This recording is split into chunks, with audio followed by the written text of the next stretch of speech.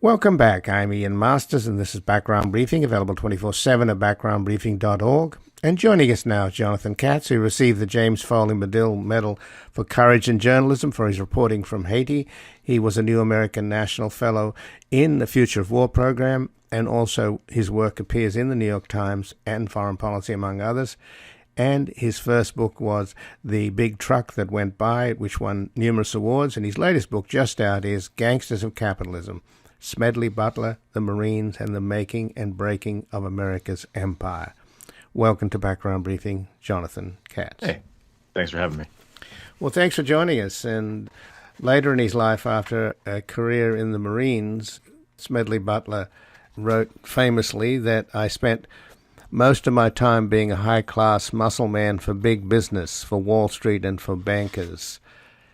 In short, I was a racketeer for capitalism. That's not exactly what they teach in American history books, and I imagine they don't teach it in the military academies. No, actually, later in his life, he at that point in his life, he wrote a book called War is a Racket, where that line actually does not come from, but in some sort of later editions of it, it's sort of added as supplemental material.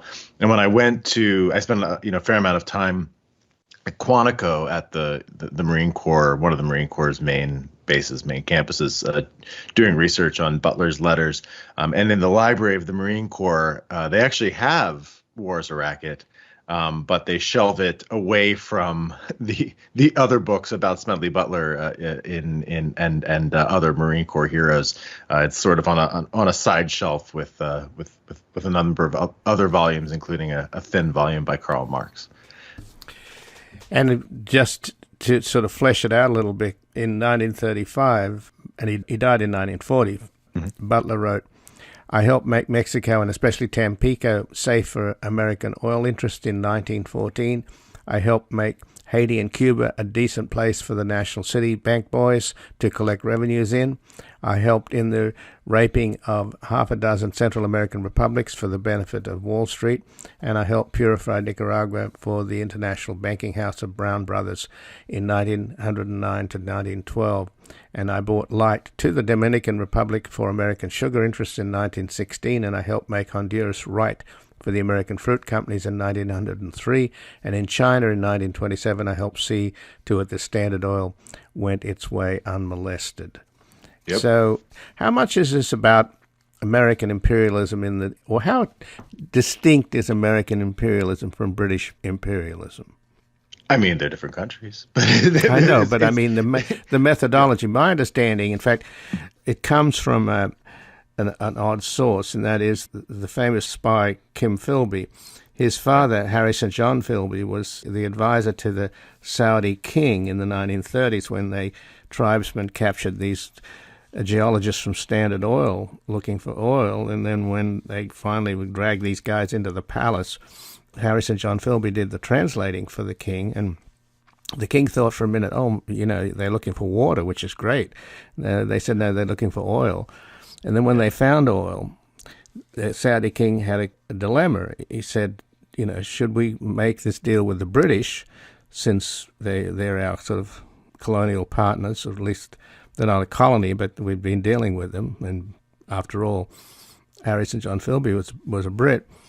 Or should we make the deal with the Americans? And Harry St. John Philby advised the king to make the deal with the Americans because as imperialists, they don't care. They'll let you do what you want to do and run your country, and all they care about is the commercial interests, whereas the British will expect at some point that you'll have a parliamentary democracy.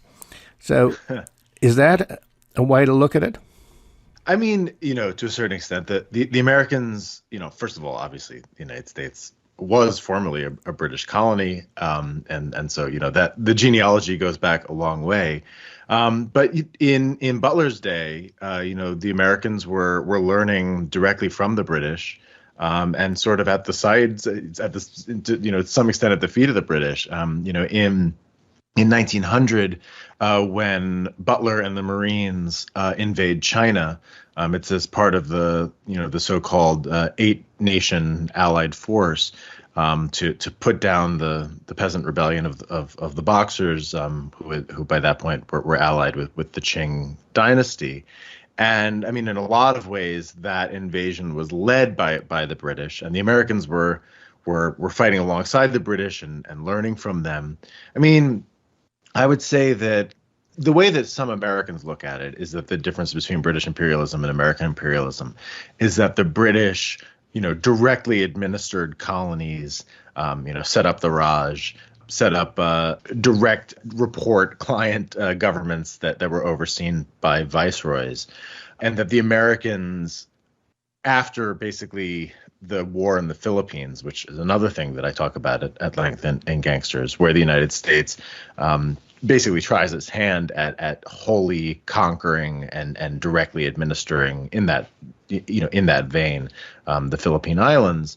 That the Americans sort of switched to a little bit more of a behind the scenes, and as you noted in your anecdote, sort of willing to work with any kind of dictator or any kind of horrible government that is willing to basically let them make money, but it's not really that simple a dichotomy. I mean, the British directly administered India as a corporation. A lot of British imperialism sort of took this form of, even the colonies that became the United States, they were corporations chartered by the crown, but they operated as corporations and as early business interests.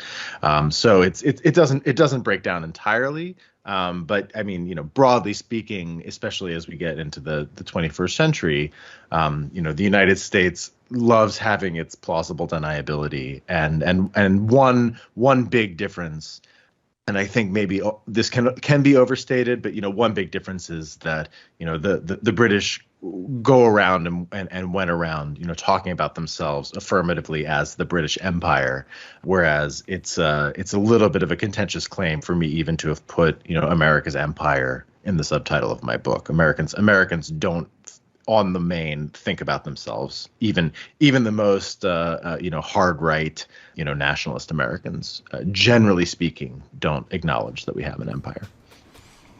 Well, Mao Zedong once said that the trick is to have hegemony without responsibility. So do you think we've learned from Mao Zedong? Yeah, I mean, they also, the U.S. military also reads Mao's writings on guerrilla warfare. So, he's not he's not a cherished figure in the United States, but at the higher levels of American imperialism, people certainly learn from him. And I also talk about Mao in my book because he also intersects with Butler when he comes back to China in the 1920s, as you noted in your intro, largely to defend Standard Oil and other American business interests. And again, I'm speaking with Jonathan Katz, who received the James Foley Medill Medal for Courage in Journalism for his reporting from Haiti. He was a New America National Fellow in the Future of War program, and his work appears in the New York Times and Foreign Policy, among other publications. His first book, The Big Truck That Went By, won numerous awards, and his latest book, just out, is Gangsters of Capitalism, Smedley Butler, the Marines, and the Making and Breaking of American Empire. And you spent time in Haiti, and of course, Smedley Butler is loathed in Haiti, where the Haitians were treated after the Marine invasion, when Smedley Butler was a major, like slaves. Having been freed from slavery, that was rather bitter. But in a broader sense, in terms of Latin American, I guess it goes back to the Monroe Doctrine, although it's worth noting that President Monroe died alone and penniless in a poorhouse, that what Butler was doing in that, or what he was waking up to after he got fired by the Secretary of the Navy for criticizing Mussolini, which is extraordinary, that Butler recognized that the U.S. essentially was putting into power these Hitlers and Mussolinis in Latin America, like the dictators Trujillo and Somoza. Mm-hmm. It should also be noted, by the way, that so the Monroe Doctrine, maybe I should even call it the so-called Monroe Doctrine, which is the original version was written by John Quincy Adams, who became president of the United States himself. during this period of American imperialism, especially, the 19-aughts, the 19-teens, the 1920s, there was a lot. Anytime we acted in Latin America, it is sort of remembered as the so-called Roosevelt corollary to the Monroe Doctrine. But theorists and historians and political scientists, I think, really broadly agree, especially Walter Lefebvre has written about this extensively, that rather than creating a corollary to the Monroe Doctrine, which was that the United States should intervene militarily in other countries in the Western Hemisphere, in our sphere of influence, anytime America's interests are threatened, that really was not a corollary. That was an entirely new doctrine. In James Monroe's day, the United States was, an emerging regional power. It was, still sort of a recent British colony that didn't have the guns and the ships needed to really do interventions in our hemisphere. And so what Quincy Adams and Monroe were talking about was they just wanted the British and the French to keep as far away as possible, so that they wouldn't be setting up beachheads in Latin America. But Teddy Roosevelt, in his so-called corollary, is really proposing something completely different, which is that the United States has the right, even the need, to intervene militarily anytime we want to, essentially, in our own hemisphere. And that was really a new thing. And Smedley Butler and his generation of Marines were the leading edge of that. Right. And then the sort of tragedy for Latin America continues throughout history, because after the Cuba crisis and the communist takeover of Cuba, JFK, he started the Alliance for Progress, I think it was called. But essentially what that was an effort to shore up the military and the police establishments in these Latin American countries to ward off communism. And that's led directly to the kind of military juntas that have been running Latin America up until through the 70s and 80s. And that is built on the framework created by Smedley Butler. I mean, more than anybody else. It was Butler who, in the intervention in Nicaragua in 1912, came up with the idea of what he called mounted constabulary, but what he meant was a U.S. trained client army that would sort of oversee the country in the American stead. Butler was the first one to really implement that in its full form in Haiti with the Gendarmerie d'Haïti.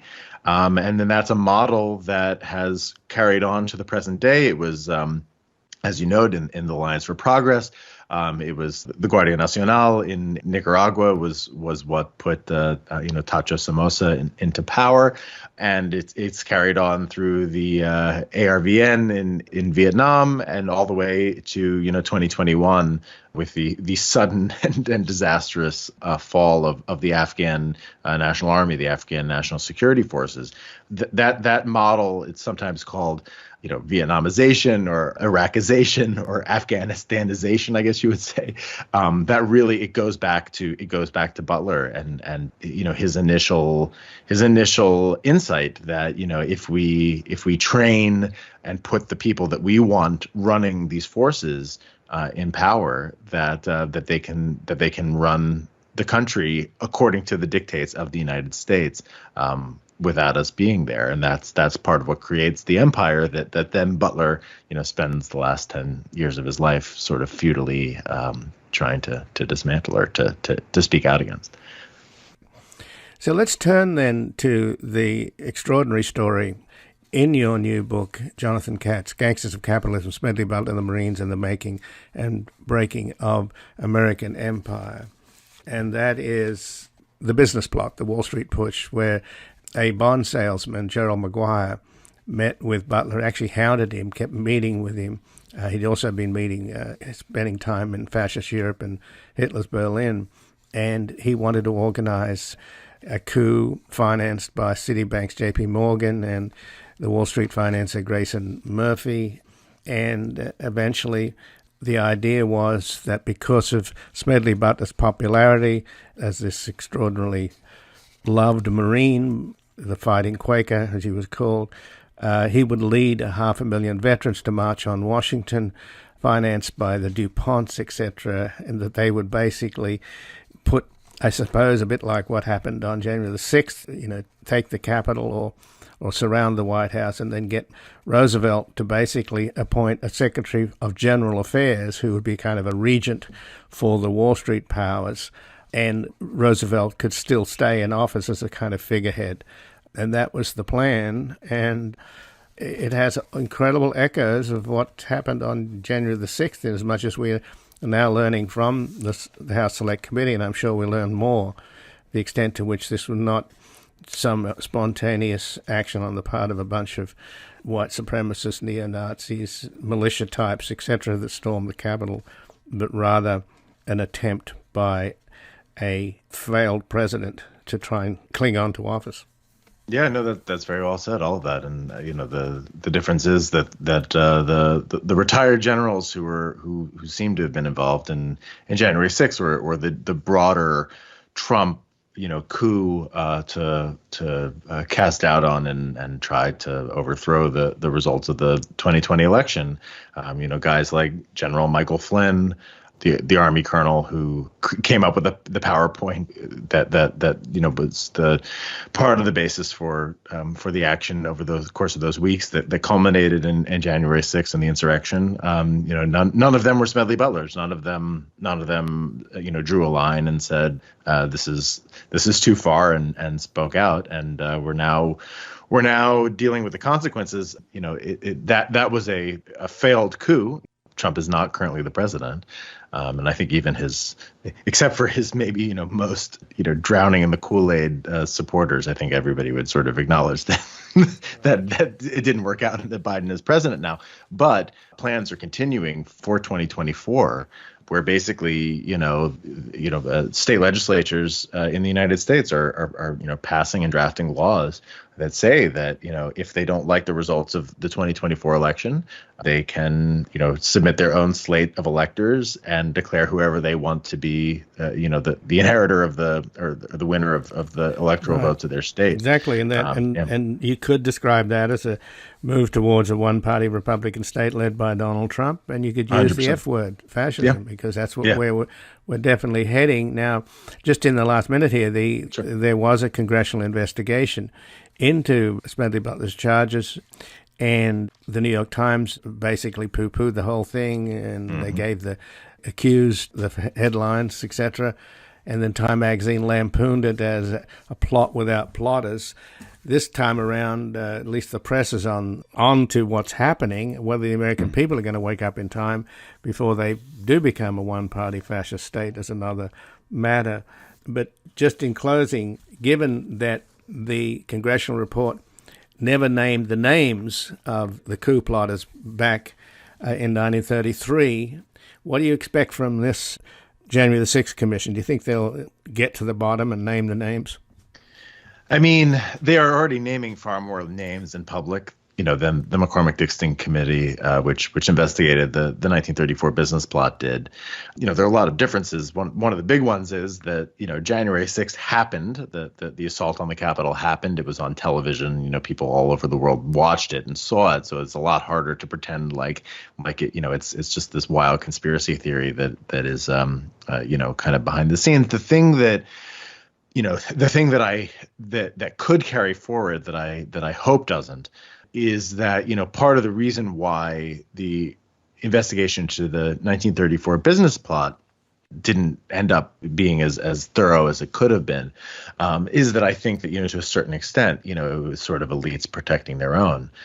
Franklin Delano Roosevelt, who was the target of that plot, was in many ways, in many excellent ways, a traitor to his class. I mean, he was a former imperialist who knew Smedley Butler from the U.S. occupation of Haiti and was just a rich guy from a rich family.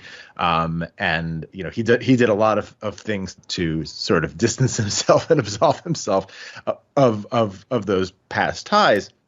But to a certain extent, I think that he felt that it would be unseemly to really go all the way and investigate the extent to which the DuPonts and Alfred P. Sloan and the other rich guys who were behind the business plot were responsible. And the thing that I hope doesn't happen is that we don't again see sort of this kind of perverse class solidarity in which the congressional committee is just sort of like, well, let's hold sort of the individual insurrectionists responsible, and maybe if Steve Bannon or whoever doesn't cooperate with us, then we can press contempt charges.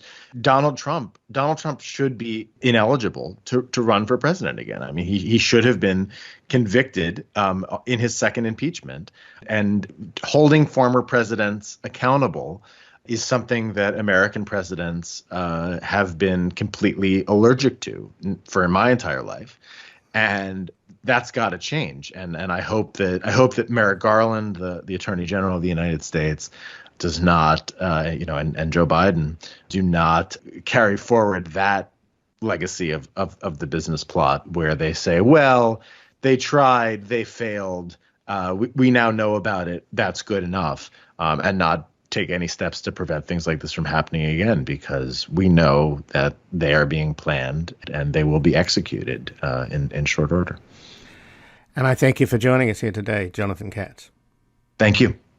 And again, I've been speaking with Jonathan Katz, who received the James Foley Medill Medal for Courage in Journalism for his reporting from Haiti. He was a New American National Fellow in the Future of War program, and his work appears in the New York Times and Foreign Policy, among other publications. His first book is The Big Truck That Went By, which won numerous awards, and his latest book, just out, is Gangsters of Capitalism, Smedley Butler, the Marines, and the Making and Breaking of America's Empire.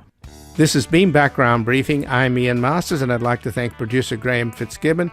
And to help us sustain this program into the future and assure it remains free to all, please take a moment to support us by going to backgroundbriefing.org/donate or publictruthmedia.org, where you will find our non-profit Public Truth Media Foundation, where your tax-deductible donations, large and small, keep us broadcasting. And if you missed any of today's program and would like to explore our vast archives, you can find us at backgroundbriefing.org, where we'll include extended interviews searchable by topic, and have made it easy for you to sign up for daily email updates that provide links to resources, articles, and books discussed on the program. Also, you can find links there to subscribe wherever you get your podcasts, and we also encourage your ratings and reviews on these platforms. Find us on Twitter and Facebook at Ian Masters Media. And please do help us reach more listeners by sharing this program with friends, family, and colleagues. And I'll be back again tomorrow with another Background Briefing at backgroundbriefing.org. Bye for now. The guy that lived next door in 305 took the kids to the park and disappeared by 9:30. Who'll ever know how much he loved them so?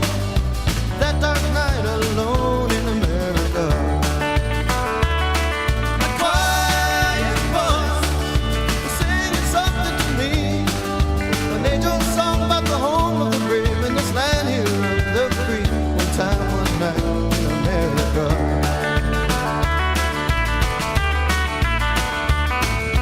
Four small boys playing ball in the parking lot. A preacher, a teacher, and the other became a car. A car skidded into the rain, making the last little one to say, one more light goes out in the